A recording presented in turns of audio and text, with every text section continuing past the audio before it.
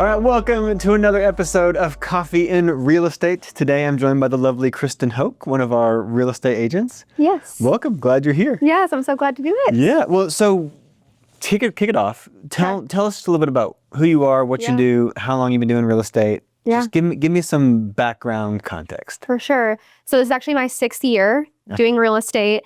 It was very unique compared to the other agents that's here. So for the first 2 years, I just did rentals. I did apartment locating only. So I worked for a company called Smart City Locating, and I was in Dallas at the time. So I located for 2 years and then just found that a lot of people were wanting to buy and I couldn't help them. Yeah. So. And this was like COVID job? I'm doing literally COVID, social distancing. Okay. No, like all the tours were virtual. Like nobody was going in anywhere. It was weird. Did you get into it like because of COVID, or were you like already planning on doing that and it just happened? I was already planning on doing it. So I was a makeup artist at Neiman Marcus at the time. Okay. And obviously COVID was a thing. And then right when I put in my 2-week notice, everything shut down. So you're talking like February? Or... Yeah, my brain kind of X'd that whole thing out, but yes. And you've been getting your real estate license and stuff? Yes, I was literally in the process. And so I turned in my 2-week notice at Neiman Marcus, and then I tried to retract it because all the Neiman Marcus employees were getting, what was it called? Furloughed. So they were getting paid. Oh, so you didn't have paid to be at home? No, because I was like, I put my notice in. So I went a long time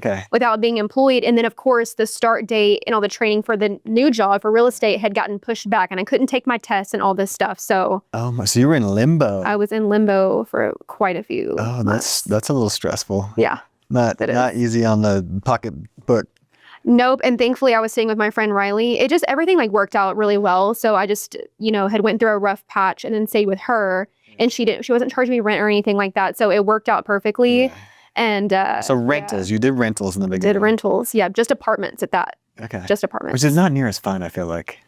And it's weird because I feel like apartment locating was a little bit harder than residential. Like really? I feel like it was much more, like I was handling a lot more clients. Okay, the volume. The volume was crazy. So I was doing probably at one time working between 20 and 30 clients at a time. Oh my gosh. Yeah. Yeah, that's a lot. Yeah. And then, of course, because COVID was going on, everything was virtual. So it was like there was a lot of value in apartment locating and having So were you like going to apartments with your phone and doing video tours? Yes. Okay. Yeah. And then a lot of savvy apartments, they were that's when posting virtual tours online started. Like that was never a thing before. Mm-hmm. So now you'll be able to kind of go online and see floor plans and things like that because of COVID. Yeah. Yeah. Okay, so got your start doing the rental apartment stuff, and then saw a need. Yes. Your clients were asking, saying, "Hey, we're thinking about buying." Is that sort of what happened, or like what? Yeah. So it was like a couple people were not only that, but wanting to do private rentals. So they want to do like housing, like houses and townhomes and things like that. And at the time, that the brokerage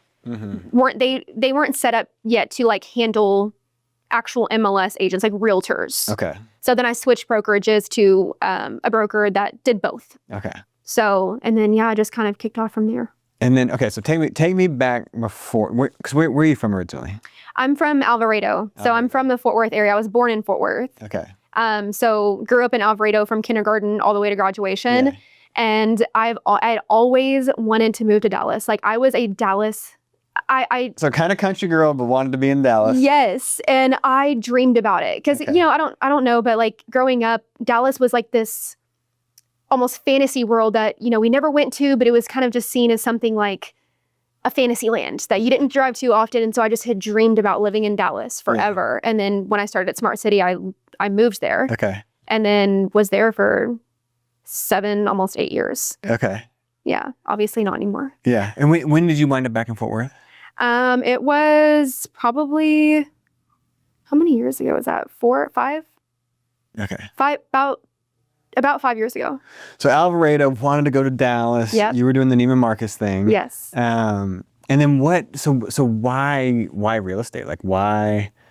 Was anyone in your family doing that? Were you into houses and things like that, or like what? Yeah. What kind of caused the switch there? So I was, even from a kid, I always wanted to drive around nice neighborhoods. Okay. Like, I mean, I would force my mom just to be like, hey, can you like go down this neighborhood? I want to look at these houses. Like, I grew up like very humble, and so anytime I would just see neighborhoods that had these insane houses, like something was just like, I just need to see them. I need to see them. And so real estate has always been like a hobby to me, and I never really thought that it could actually be a career as well. You know what I mean? So it kind of just clicked, and then COVID kind of just like forced me to step out of my comfort zone. And it was kind of like, hey, if not now, like this is the perfect opportunity. It seemed like everything was starting over. So which it was, everyone. Yeah. So you grew up driving neighborhoods. This is fun. Which is fun. Like I still do that. Like even if I don't have clients, like I'll still just like take a detour and just like look at houses. On vacations, I do that. Like, yes. Pull up Zillow and like we got to go drive. Absolutely, 100%. Okay, so did rentals for a little while. Yeah. Then made the switch. And was there like, how many like deals have you done? Do you have any idea off the top of your head? Like rentals, apartments, and or like helping people buy or sell. So if I combine rentals, I'm probably thinking it's like upwards of almost 1,000. No way. Yeah. So at this point, you know your stuff. And I think that it's made me a really great realtor. 1,000 is a lot. Yeah, I'm thinking. I mean, in my head that probably seems like, but in my head that it's probably somewhere between 700 to 1,000. Oh my gosh. Yeah. Was there a point where you're like, I'm actually good at this? Like. Yeah, and I've had it like obviously imposter syndrome too, because it just like took off. With anything you do. I'm just like, wait, this is happening. I mean, and with the company that I was with, they would just feed me. I mean, it was just like consistently all day on round robin. Yeah. And so I was like, I'm kind of good. Like I'm so good with people and like cultivating relationships. And I was just saying earlier that I could talk to a brick wall, and that's through text. That can be phone call. That can be anything. And so I was like, wow, I have this part of it down. Yeah. Yeah. And so would you say, like, one of my questions was like, what's your superpower as an agent? And it sounds like it's like the relationship. Yes, the networking, people part of it. Yes, and then like offering something different. Okay. Like I love unpack that for me. Yeah. So I pretty much build my whole brand and business off of like creating experiences. So, it's even from when I very first meet buyers, I'm not meeting them over Zoom or anything like that. Like I'm taking you out to dinner, like we're having happy hour. I want to get to know you. I have like a very personalized buyer guide that I give physical copies to. Okay. For closing, we don't do gift baskets, like no hate to agents that do that. But, I give them a choice of, Blackstones or Nespresso machines. And during showings, I'm listening to the things that they care and love. Yeah. And so I'm just kind of like taking mental notes of the things that they love. And then, when it's time to close, I give them a list of options based upon what I've heard. Mm-hmm. And then 9 out of 10 times it's a Blackstone. People are choosing that lately over everything. Yeah, that's a sweet gift. Oh, I know. Yeah. So it's just like creating experiences, like buying real estate, buying a home should be fun. Mm-hmm. It shouldn't feel like icky, and it shouldn't feel like it shouldn't feel stale. It should be fun. Like, we should do the champagne bottle pops. We should do the red carpet and all of that fun stuff. So do you do champagne? Oh, yeah. Yeah. At the end, like tomorrow I have a closing and I have a whole thing set up. Like I have a red carpet that I'm going to put down at the house. You bring a red carpet? Yeah. Nuh-uh. Yeah. I haven't seen you do that. Yeah, I did. I haven't been able to capture a lot of them lately, but I do have one reel that it shows like the red carpet. Yeah. Yeah. And you're also good at marketing. Like, I feel like... Yeah, it sometimes it feels like a second job, but I would say... It is a second job. I mean, it's a lot of work. Yeah, but yeah, I that's probably one of my favorite parts about the job is the social media part of it. Yeah. Yeah, and I think you're good at that. You're good at, like, you have a good presence. You're good at putting yourself out there. Do you remember... So when you made the switch to, like... Because it's a different thing, like, going from renting an apartment... Oh, yeah. To helping someone buy a house. Yes. Do you remember your first deal? Like how Yeah, it was scary. It was scary because I was at a place where I wouldn't say really any one agent was a veteran yet, so kind of we were all learning together. I remember my first deal, it was actually a lady that was doing my spray tans. Okay. And she bought her first investment property on the south side. Okay. And it was also her first investment property. She didn't know how, it was a complete But you just trust made a relationship. thing. Yes. And she trusted me. Like, and I told her, I'm like, hey, I don't know. Like, I'm going to do everything I can to make sure that this is smooth, but. So there's like a vulnerability and an honesty there. Oh, absolutely. And she still supports me 100%. Like, they actually, they're still in my lives. Okay. Like we hype each other up. They have their own business and I have mine, and we still are very much so close. So it worked out. It worked out. Like she flipped the house and she has a renter in it. I think she still has a renter in it now. Yeah. So it worked. I mean, she said that the process of flipping it was interesting, as they usually always are. Yeah. But yeah, that was my first deal, and she stayed there with me and we made it happen. That's cool. Yeah. What would you say is the hardest part of the job? I would say sometimes like dealing with the obstacles and keeping kind of everybody emotionally stable. Yeah. Because easier said than done. I know. And that's always obstacles. Yeah. And I can be a little bit reactive, you know, like sometimes when I get bad news, I'm like I instantly panic. And so for me to calm myself down. Okay. And have you had to learn that? Yeah. Okay. Like sometimes I have to just kind of like, let me just go on a walk for 30 minutes and gather myself, because you also have to keep everyone else at bay too. It's just kind of like keeping the transaction good. And then sometimes not, and handling the problems on the back end to where your clients doesn't know that there's a problem. If I can solve it without looping my clients in, then I will, because there's no point in, you know, giving my clients stress when I can just take care of it on the back end. Yeah. So I would say just kind of keeping everything together, because it can be rocky. And so you mentioned going on a walk. Like, how else do you do that? Because there's always obstacles. Like, like it's rare for there to not be obstacles. And it's like you work hard, you find the house, and then something happens. Yeah. And you're also at the mercy of like other people's emotions. Oh, absolutely. Like sometimes people make bad decisions. Mm-hmm. You can't control their bad decisions. Yeah. So how do you like?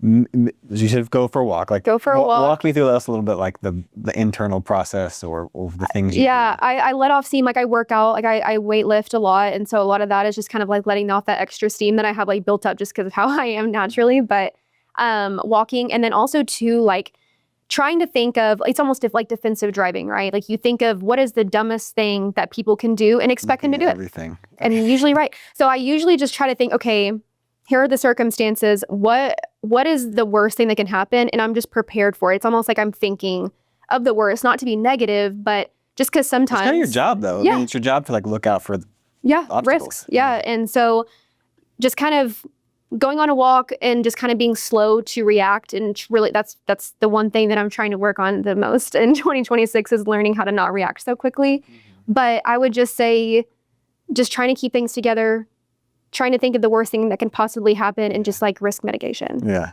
Yeah.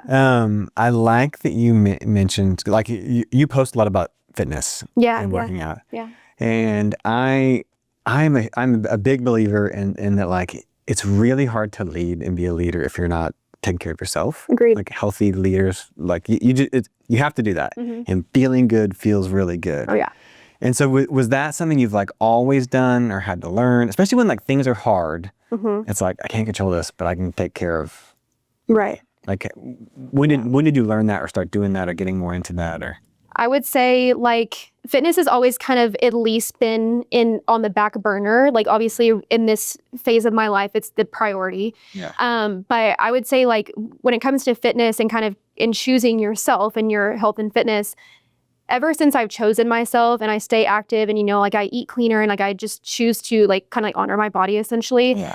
There's a direct correlation with that and how well my business is doing. And I don't know if it's like, I don't know. It hasn't gone long enough to know where I can say like, hey, this is a for sure thing, but it's looking that way. Yeah. It really is. Yeah. So like a year or so or a couple of years? Or I would say this has been a serious thing for 2 years now. 2 years. Yeah. Yeah. I've been consistent for 2 years. Yeah. I love, because if you follow you, so I think, again, you're good at marketing. Yeah. And one of the things I love about you is like you put yourself out there. Yeah. And I'm a marketing guy. I love, that's the part of it. It's probably my favorite thing about it. But a lot of agents are like kind of afraid to do that, but you're really good at creating content and putting yourself out there. But if you follow you, you can like, she does real estate and she lifts, and that's the goal, weights. right? Yeah. And I think a lot of agents, they always kind of have this inner struggle, like how much of my personal life do I share with the mix of real estate? Like it's hard to kind of know what to share and what to not. You don't want to deter. People want the personal. Yeah, I agree. Yeah. I agree. So I don't think it's like when people are like, should I create a separate Instagram page just for business? I'm like, no. Yeah. Keep it together. People want to know what you're doing on your off time. People want to know that, you know, what restaurant you're going to or what coffee place is your favorite. It humanizes you. Yes. People are buying humans. People trust humans. But the fitness stuff I like, I'm kind of a similar journey. Like a couple of years ago, it really kind of in COVID. I remember. It was so stressful, and I was like, I can't control anything else, but like I can do this. Yeah. And when the crap hits the fan, like that's kind of the only thing you can do. So Yeah. I feel like I relate to you. For sure. And then it's addicting once you're like. It is addicting. Once you start seeing results, you're like, oh, and it does take a while. Like for me, I just don't, I feel like I don't have to learn everything the hard way. So this process probably could have been a little bit easier and quicker, but it's been nice. Yeah. It's been nice. Okay, so we said it's kind of like the hardest part of the job, favorite part of the job. Like, what do you like love? Like, when are you like, yes, today was a win? Like, what is that for you? I like handing the keys to my clients. Like, I think closing day is so fun, just because like what I said, like making a celebration. Exactly. I think the people part of it, where I'm able to, go have dinners and do that first initial buyer consultation. And do you have dinners with like all of your clients? Oh yeah. Yeah. Really? But two or three of my clients, the list of closing gifts that I've given them, like option wise, one of them has been like going fine dining. Okay. And two of my clients have chosen that. Yeah. So, where do you take them? Usually Capital Grill is the one. Okay. Capital Grill. Yes. And just because they also do a good job of making you feel celebrated too. Like, they decorate the table and all of that. So dinners, yes. Like my last buyer consultation I had, we were at Hudson House. Like, okay. Yeah, we just had a cute little lunch and had some drinks. Did you know them before that? No, it was a referral. Okay. So like I knew of her. And are they kind of like shocked when you're like, let's go get dinner? I think a little bit. But also too, I think that that's the image that I've created for myself. I think that because I'm referral only, I don't buy leads. Pitch me out. Let's say like someone. Yeah. I'm like, hey, I got to buy a house. Who's your realtor? They give me your number. I call you. Yeah. And I feel like people are a little untrusting of agents at first. Oh, for sure. Yeah. So walk me through, like, give me your pitch or like your script. Yeah. So usually when I call, before even doing that, because I like to offer something of value prior to meeting up with you, because I want to show you that I have something to offer. So I've created this very extensive buyer guide. So I'm like, hey, let me send you this buyer guide. Whenever you're ready, I'm going to follow. Either you're going to contact me or I'm going to contact you in a little bit, and we're going to set up a time to meet. And this is not boring. We're going to go have drinks. We're going to go have brunch or lunch, and we're just going to talk about what your goals are and what you're wanting out of this situation. Like sometimes it ends up where they may not be ready for 6 months. Yeah. But at least I'm here and I'm willing to offer that, just to show you that this isn't just going to be a stuffy transaction. Like, it's going to be fun. I'm going to guide you the entire way. You're going to have resources. Yeah. I'm going to be a call or text away. Like, I'm an agent that you can reach all the time, and we're going to have fun. Krysten, I love it. Yeah. So I've had a lot of these conversations. We have a big team, a lot of agents, but like your approach is very different. Yeah. And I love that. Like, it almost feels like it. Like this is you're very brand aware, which I think is really cool. Anyways, it pumps me up. It makes me fun because you have to do that. You got to find your niche, and this, not everybody. A lot of people like wouldn't want to get dinner with. I know, yeah, or they're just like, oh, that's too, too But I think it's cool. I think it's really neat. I think it's fun. Yeah. I think it builds trust. And I love that you're kind of like, this is my brand. This is what I do. This is how I just will my people. If you want to work with me, buckle up. This is going to be. And they always end up being friends afterwards. Like I have, all of my clients end up like sending me invites to their first birthday party for their children and things like that. And so I stay connected. We're on each other's social media. We're interacting and we're keeping up with each other's lives. So that's how I like to do it. Are there any like particular families or couples or folks you met that like were really impactful sort of in this journey? A lot. One that I have right now, it's the Zaleskis. We're remodeling their entire kitchen and stuff like that. So they moved from Baltimore, and so they had a townhome to sell there, and so we were dealing with buying here as well. We had kind of a rocky transaction initially, but we got them the house, and then they were pregnant at the time as we closed, and then they're like, hey, I want to renovate. And so I'm like, I got the people for you. And so, of course, we started that project, and it's looking insane so far. And they're pregnant with their second. And so we've stayed connected. And, they were also a referral from a gal that I went to high school with. Yeah. So I just feel like they're friends and family now. And then being able to offer, our renovation team, like our renovation. Yeah. So it's been great. And as they have kids and all that. It's growing. Like I met them as just a newly wed couple, and now they're about to be parents of a second kid. And now your mom does real estate too, right? Yeah, my mom. And you got her into it, right? Yeah. Like she didn't do that before. No, so she still teaches, obviously. So she's going to be able to retire in a few years. And I was like, hey, like, what's your game plan after you retire? Mm-hmm. And I was like, I think that we should be a real estate team. And my mom and I are very, very close. Does she help you on deals? It's not really. She still teaches.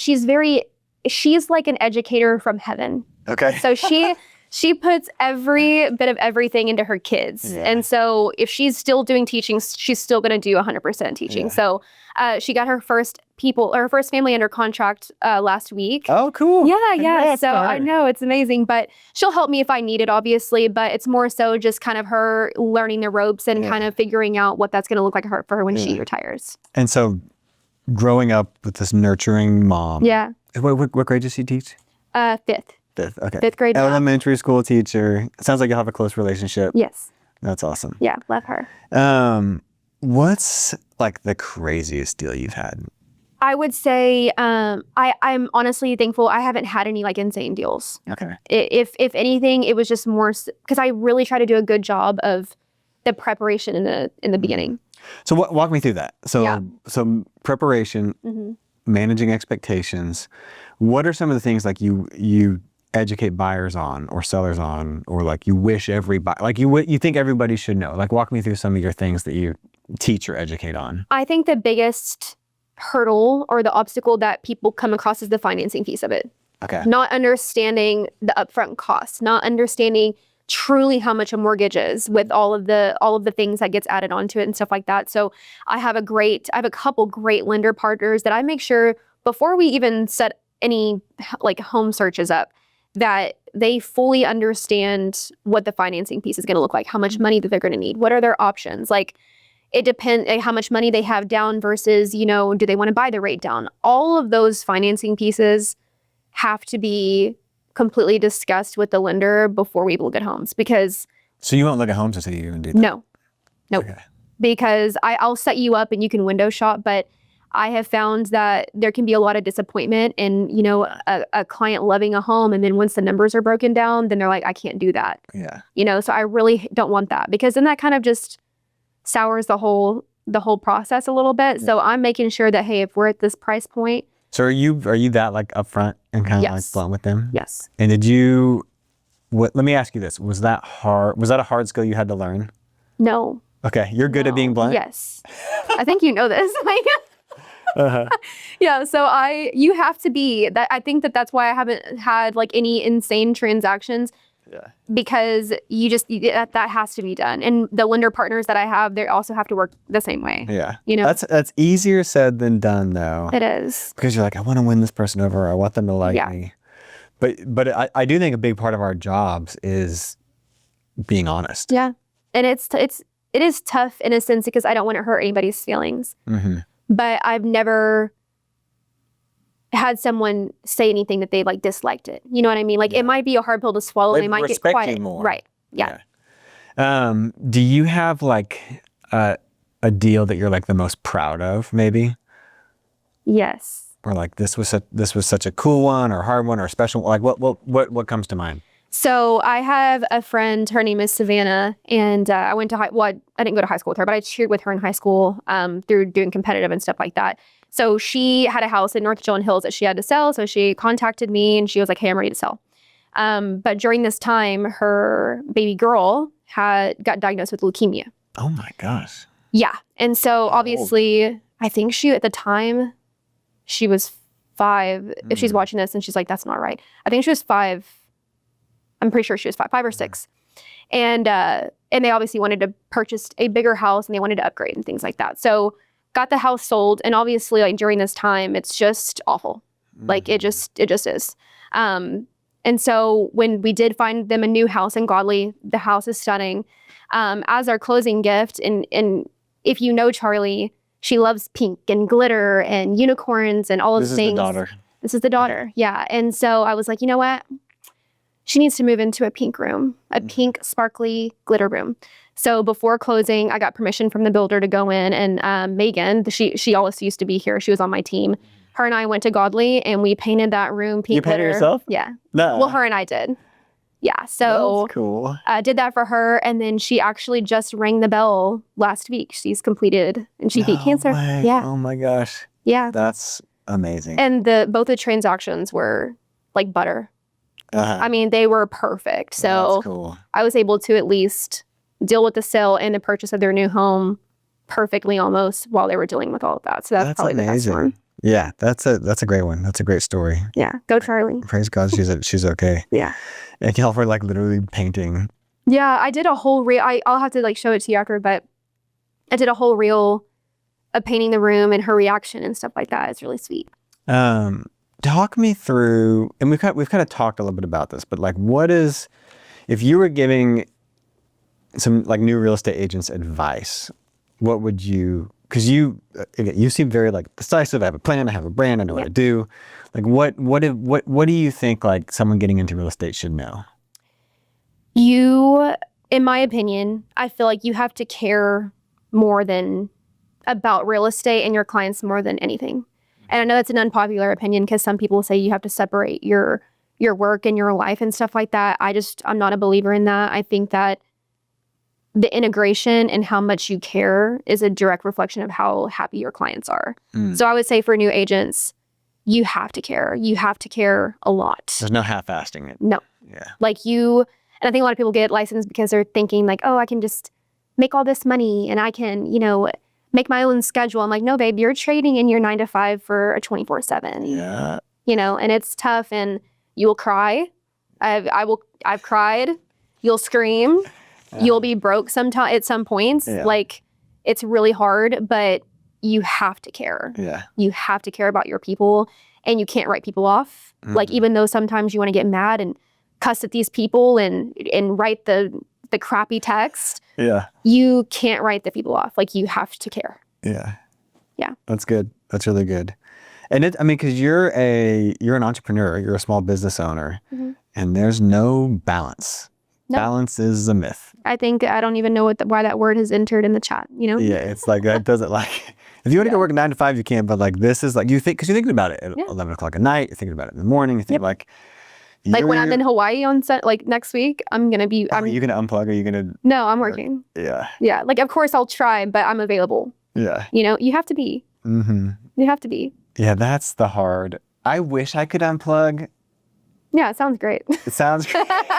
Then you get way behind. You got a deal that's going through. Like unplugging, I don't know. I feel like I would be one of those people to go to like a retreat and still be like, hey, one second, I got to go check my phone really fast. Well, you also like because my thing with balance is like I swing really hard into whatever it is I'm doing. Obsessively almost. So if I'm in Hawaii or something, I'm gonna play really hard. Yeah.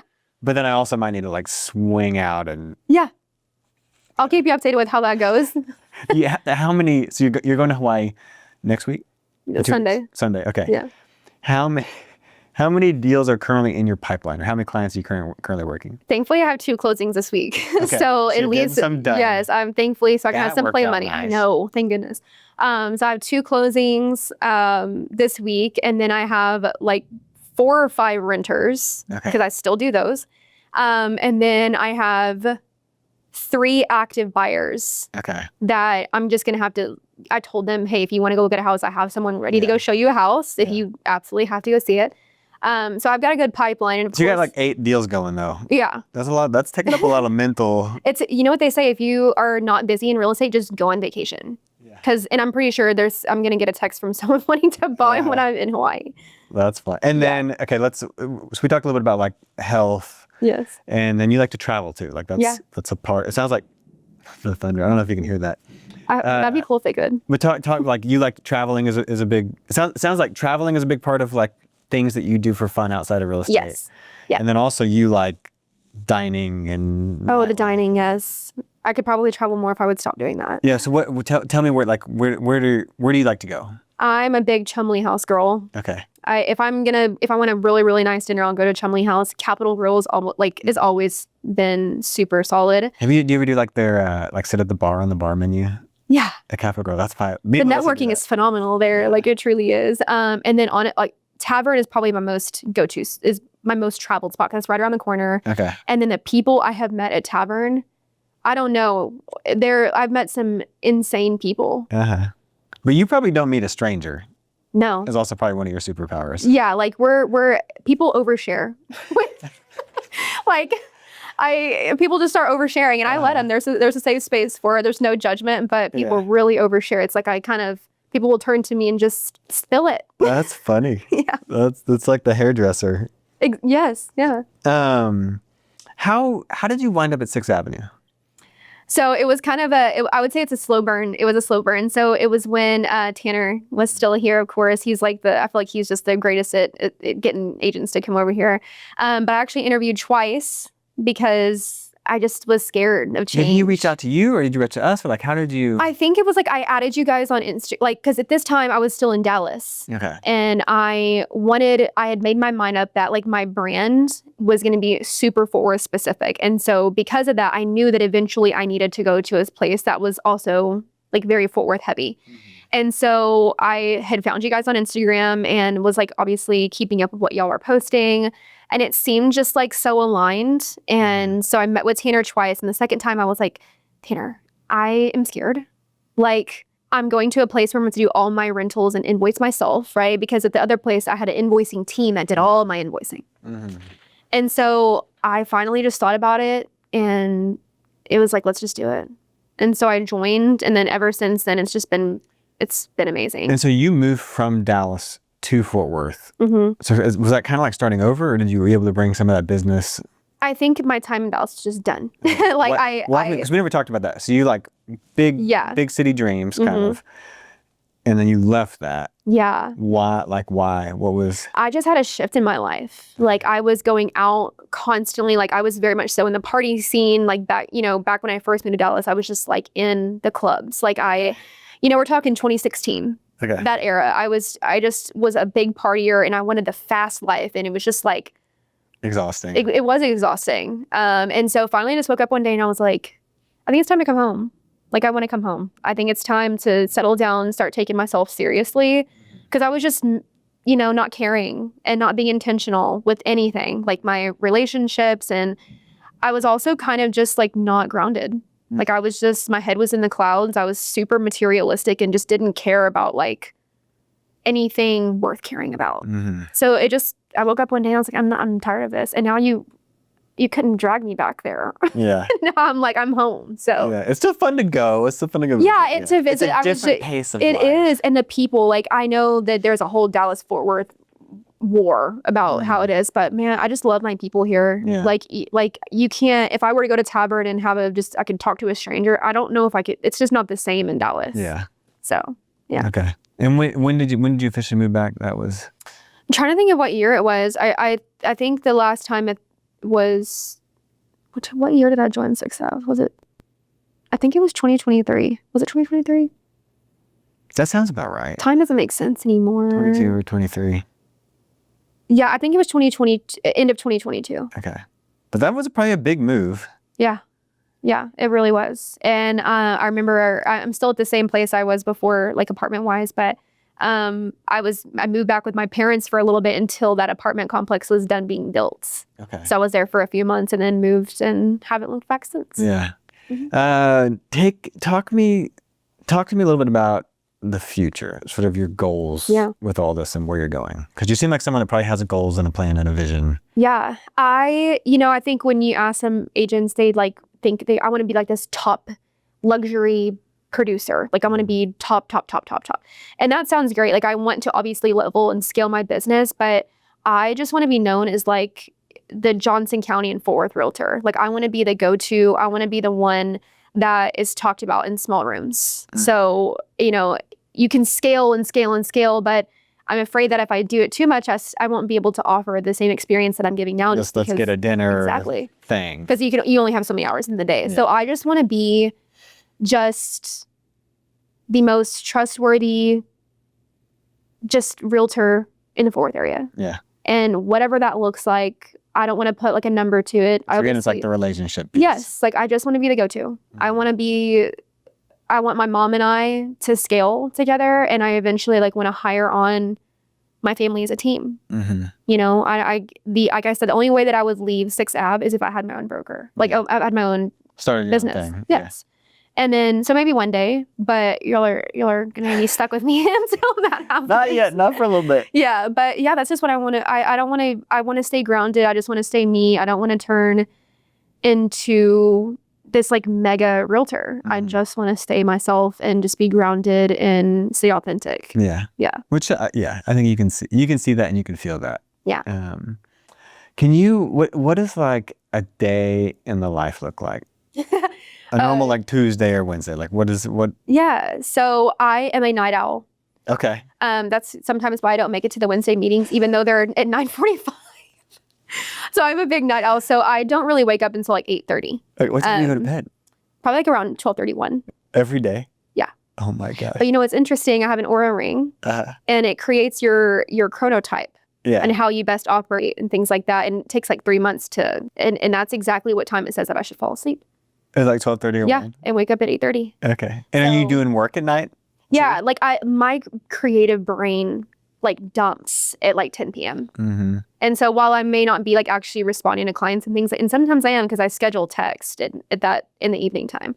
You can schedule text? On iPhone? Oh, yeah. What? Yeah. Like you can send a text at midnight and schedule it to go? Yeah. I didn't know this.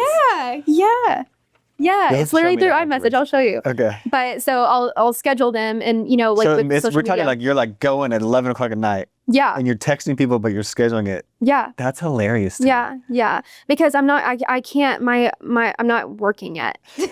At even 9 o'clock, like my brain's not, it's not working. So usually, so I am a night owl. So in the morning time, I'll usually get up and I'll read. Like I've turned into a big reader lately, and joined a book club. Okay, that's fun. This is what your 30s looks like. Yeah. But and then usually I go to the gym smack in the middle of the day. Okay. The gym is less crowded. It's a fantastic time. So go to the gym. I'm checking emails. I'm just a big errand runner in the middle of the day. Mm-hmm. And then depending on if I have showings or not, usually that's like later in the afternoon. But usually you can count every day that I'm going to have some sort of caffeine. Yeah. I'm going to work You came out. in today with your energy drink. Yeah, Nalani. That's bad. Which is like, don't do that. It's 3. I drank one yesterday at 6 p.m. Speaking of chicken. Oh, yeah. I never knew 6 that. p.m. Yeah, I never knew that the color of this was like this. I thought it was clear. That's funny. Kind of scary. So got your energy drink. Yeah, I got my energy drink. Work out in the day, run your errands. Yep, work and networking. Like it doesn't look the same every day. Like I'm not a repetitive person. Like I'm very type A in a lot of ways, but when it comes to scheduling and stuff, I'm very type B in the sense of like I just want to go with the flow. Yeah. I don't really like a schedule that much. Okay, interesting. Yeah, I don't. I can appreciate it. Yeah. That's so so I'm a morning person. Jealous, kind of. But like sometimes like my deep work is like I got up at like 4 a.m. this morning, which is crazy. But like that's my magic window. It's probably like my wife is like you. She stays up to like midnight. Yeah. 1. I go to bed at like 9. But I want to text people, and I'm like I'm gonna text them at 5, and they're gonna hate me. Schedule them. So I need to schedule it. That's great. Yeah. Gotta schedule them. I think that was like the release of like the latest the last update. Yeah, you're late. I'm surprised you're so tech savvy. What the heck? How did you not know that? Yeah, like on some things I am. On others I'm not. What advice would you give your younger self? Like if you could go talk to Krysten 10 years ago, 15 years ago. I would say that 1, everything's gonna work out. Okay. And it's gonna be okay. And I would say to just keep it, because I just feel like as a kid, obviously I was bullied a lot because of my scar when I got bit. And so I was bullied a lot. And so it caused a lot of inner turmoil within myself as a kid. And then I also grew up in a time period where you wanted to be stick thin like that. And it's kind of coming back again. But I was like so worried about how I look. It was such a cringy time growing up because everyone was so worried about how you looked. And, we grew up in the Abercrombie and Fitch and the Hollister, and it was just like a lot as a kid. And so I would just tell myself that it's going to work out. Maybe for girls. I feel like it's harder for girls. Oh my God. It was bad. And I don't know how it is because I don't have children, and I'm pretty sure, you'll probably deal with that, or hopefully not, but in some capacity when they get to be teenagers. But I would just say it's going to work out and keep being bold, because I was always in trouble for talking. Okay. I was always like, I even helped one of my coaches from high school buy a home. Nah, that's cool. Yeah. And, we talked about it, and I just could not shut my mouth. Talking back, argumentative, very, very type 8 of me. Yeah. Yeah. And I would just say, like, keep being bold, obviously my mom probably would appreciate it if I didn't get in trouble so much. Yeah. But I think it just is I'm just assertive and I'm bold. And sometimes that means that you're going to get in trouble when you're growing up from talking too much. But you would have gone back and been like, stay that way. Yeah. Obviously. Do you feel like you kind of tried to hide that?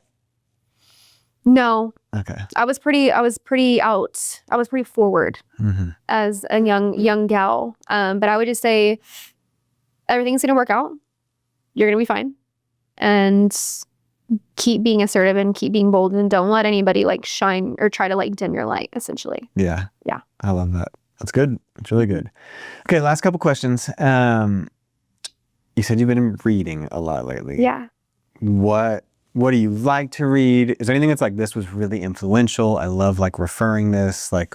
Well, I'm a big Harry Potter fan. That's always been a thing. That's the nerd part of me. I'm reading Harry Potter. Are you really? With JJ, my youngest right now. The first one. one. Gosh, how magical! Yeah, it's really fun. Are you going to take her to Harry Potter World? But you have to. Eventually, I've never been. Oh, you have to. But I try to do the voices and stuff. Like you should. That's what I love the books. Love. I have 2 Harry Potter tattoos. Like actually. You have 2? No. Like I have the Deathly Hallows. Wait, where? Oh, I don't think I've noticed that before. Okay, as a big Harry Potter fan. Yes, so I read that when I was in 3rd grade. Okay, and I remember, she's in 3rd grade. Yeah. Oh my gosh, I love that. So when I was in, or was it 4th grade? One of the two, we had like a 30-minute free reading time in reading class, and the teacher had this big bookshelf, and she was like, "Take any book you want, read it for 30 minutes."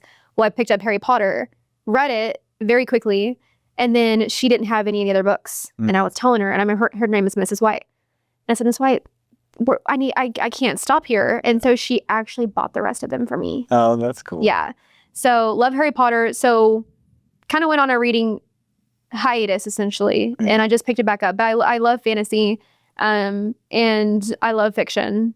I'm still trying to figure out as an adult what I like. Yeah. So just stay tuned as we kind of go through the genres and stuff like that in our book club. But I like world building. Okay. Like what, any others come to mind? So A Court of Thorns and Roses. I don't know. All the girlies have read it or whatever. I haven't read that. But a bunch of the girls in the office, like Kayla. Oh, I'm sure. If you talk to Kayla's in a book club. She has a book Instagram where she like posts her nice. I'm gonna have to like go look at that. You should geek out with her. But definitely world building. I'm feeling like I'm gonna be drawn to more. But I also a lot of historical fiction is gonna be like next on my Yeah. Fun. I've gotten to where I like reading a lot. Like I read before I go to bed. You can escape. Yeah, you escape. It's a good way to like turn your brain off. Are you a physical book reader or are you a Kindle person? I'm a physical book reader. I would like to. And audiobooks. I like audiobooks a lot. I'm like too squirrel for that, I feel like. Have you done the Harry Potter audiobooks? No. They're so Don't need to do it. They're so once you're like ready to revisit. Is there a British accent? The dude that does it is amazing. We're totally going off script. I know. See, it's your fault. But he does like all the voices and it's so good. It's really like I didn't grow up reading Harry Potter. I was a little like older than that. Yeah. And when I was traveling playing music, I downloaded the audiobooks when I was driving in the van and I was like, this is so good. I really think it's like the best book. It's wonderful. Yeah. It's an easy read, you know, but it's wonderful. So big Harry Potter girl. That's fun. I love it. So, well, thanks for joining me. This was great. You're awesome. I love your Big Bowl brand. And then you can find Krysten at the tavern or at Capitol Grill Bar sometime if you see her. Say hi. I know. Please, yes. Let me know. Well, cool. Thanks for joining me. This is great. Yes. Lots of fun. Yay.